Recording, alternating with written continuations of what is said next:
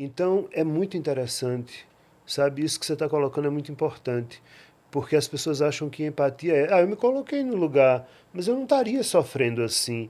Certo, mas não é essa a ideia. A ideia é, tente entender que com o repertório daquela pessoa, tudo que ela está passando, a importância que ela dá a isso, e tente, por menos sentido que faça para você, acolher. Sim. Porque eu acho que a gente está numa carência de acolhimento humano tremenda. As pessoas esqueceram completamente o que é amar. É. E isso é uma coisa, para mim, muito horrorosa. E se usa muito para isso a religião. A religião virou o anti-amor. Por quê? Porque você usa para isso o Velho Testamento. Se você quer saber da minha religião, eu sou um apóstolo de Cristo. Porque Cristo falava de amor. Ele não teve outro momento da vida. Não teve um momento que ele criticasse alguém, que ele condenasse alguém, que ele dissesse é olho por olho, dente por dente. Não tem. Isso é o Velho Testamento. Né? Então, o Velho Testamento é interessante para saber de onde veio. Mas que tal a gente usar o Novo? Né? De Cristo para frente. Mas aí Cristo não dá dinheiro, né? Você estava falando sobre a gente esquecer de amar. Quais foram os efeitos psicológicos da pandemia que nos acometeu em 2020? Foi terrível. Todos, né? Aumentou significativamente o número de divórcios. Isso foi estatisticamente estabelecido. E já no meio da pandemia, uma série de teóricos europeus já falavam na segunda grande pandemia, que seria a pandemia dos transtornos mentais. Sim. Que viria após a pandemia, e veio. Quem tinha algum transtorno mental, depressão, transtornos de ansiedade, ou mesmo quadros mais graves, esses quadros foram agravados pelo isolamento. E quem não tinha, muitas vezes desenvolveu pelo isolamento, porque teve momentos que foi assim, uma coisa terrível. Você tendo que lidar com morte, com pressão, com o mundo se acabando ao seu redor, você confinado, vendo pessoas que você gostava morrerem, adoecerem. Eu perdi pessoas, eu perdi pacientes para a Covid, eu tive amigos e amigas que perderam marido, esposa, que pessoas que eu conhecia morrendo. Eu digo, bom, e por que eu, não eu? E por que não quem está ao meu lado? Né? Então isso foi muito desestabilizador. E isso ainda continua. E sem um prazo, né? Era uma coisa sem prazo. Sem né? prazo. Isso se estabeleceu e não sabemos quando. E isso até hoje repercute, sim. Tanto que tem uma coisa que se chama e que se deve à pandemia, que algumas pessoas desenvolveram um certo estado blá.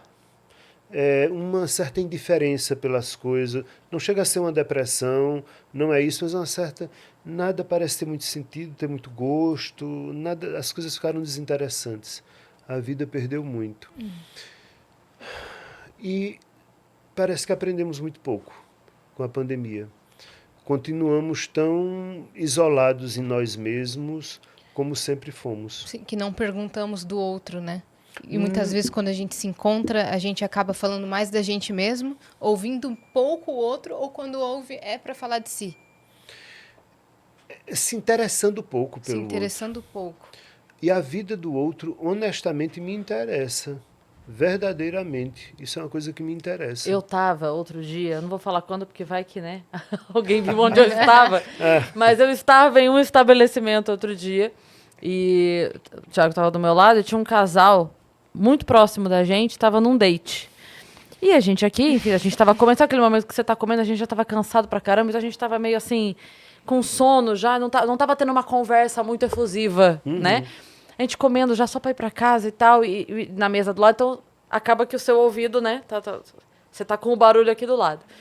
E aí eu até comentei com ele, eu falei, tá um date complicado aqui do lado. Aí ele falou, por quê? Eu falei, eu não ouvi uma pergunta até agora. Eu ouvi uma conversa que era o tempo todo assim, então, eu não sei o que, não sei o que, não sei o que, não sei o que. E eu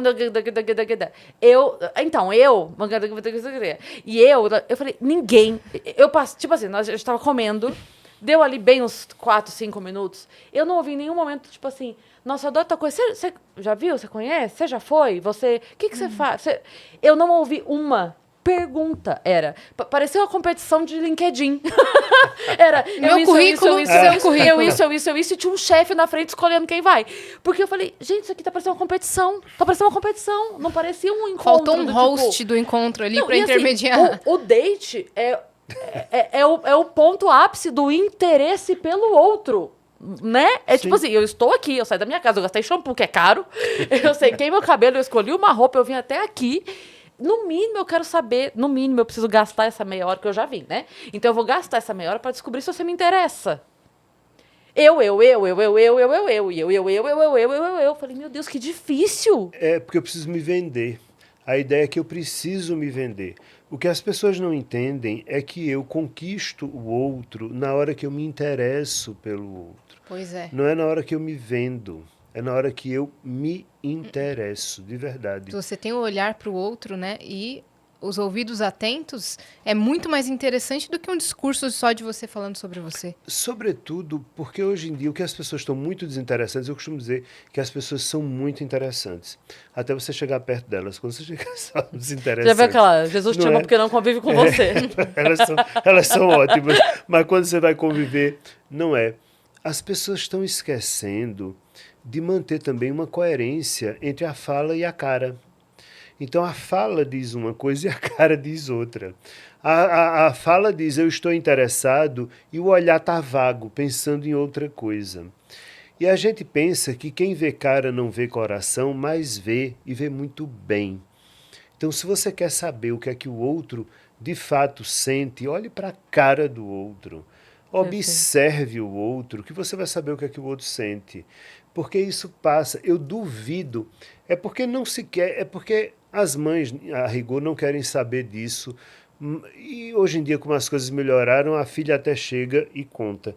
Mas eu duvido que uma filha que tenha saído de casa, tenha perdido a virgindade naquele dia, chegue em casa, ao entrar em casa, a mãe não veja isso na cara dela.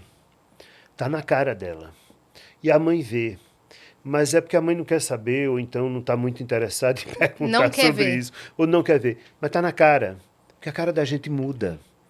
Né? Quando a gente está apaixonada, né? Tudo o que é nosso, todas as nossas experiências nos marca dentro, mas também nos marca fora. Isso é um fato. Se você pegar alguém que passou muitos anos num seminário e desistiu no meio do caminho, você olha e diz, fulano parece um padre, né? Mas ele não é padre, mas ele parece padre, porque marca. Você fica marcado por dentro e por fora. Isso para uma série de coisas. Né? Tem por exemplo, certas pessoas que são profissionais do sexo, o que é uma profissão absolutamente justa. Eu tenho pacientes que são profissionais do sexo. Marca. Né? Você olha para a pessoa, você sabe que aquela pessoa é profissional do sexo. Ela pode estar com a melhor roupa, ela pode estar mais adequada, você sabe, você está ali, está marcado. A gente pensa que a nossa história não está marcada na nossa cara, mas está. Então, que tal você prestar atenção no outro, olhar para o outro e, sobretudo, admirar o outro? Eu dizia por esses dias a um amigo, ele perdeu o trabalho, não esperava isso, chegou e mandaram ele embora, e eu disse, como é que você está? Estou preocupado com você. Ele disse, não, eu estou bem, vida que segue, eu estou bem. Só que a boca dele dizia que ele estava bem, mas a cara dele dizia que ele estava com ódio. Olhar triste. O olhar, mas de muito ódio, ódio. raiva. Assim, eu não merecia isso que fizeram comigo, né? E eu disse, deixa eu só te falar, tudo bem, mas tu não tá bem não, tá? Tu tá com muito ódio dessa história toda, e eu acho que você tem direito de ter ódio mesmo. Bem você não tá. Então, é preciso a gente, né? Isso é acolher o outro, olhar o outro, amar o outro.